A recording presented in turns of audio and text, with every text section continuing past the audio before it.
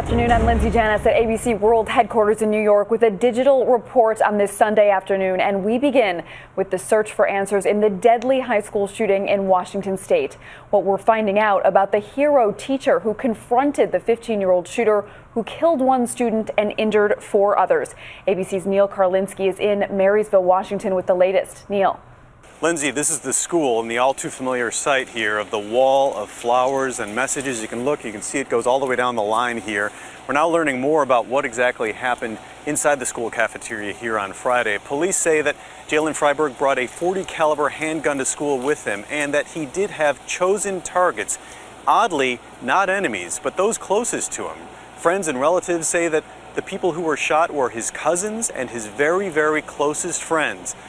Witnesses are also telling us now about a hero teacher, Megan Silverberger, who apparently was outside the cafeteria, heard gunshots and actually ran towards the shots, came in, and according to witnesses, prevented this shooting from being that much worse.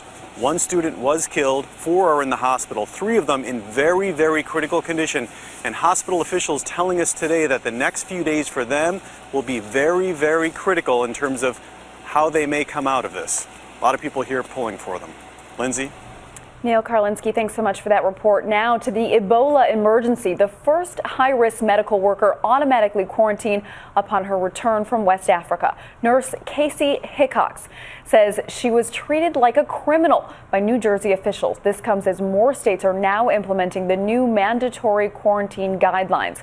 Meantime, new Ebola patient Dr. Craig Spencer tells the New York Times he's feeling well despite entering a more serious phase of his illness.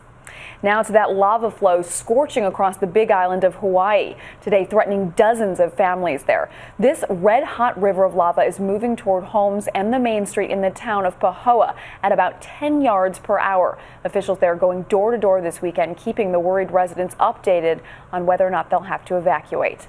And an ABC News exclusive, a 2016 hint from a member of the Bush family. So many wondering if Jeb Bush will run for president. His son, George P. Bush, told ABC's chief White House correspondent, Jonathan Karl, that his father is, quote, more than likely to run for president. So another possible Bush-Clinton showdown if Hillary does indeed decide to run. Well, ABC News is monitoring these developments around the clock. To get updates on these stories, star them on the ABC News phone apps.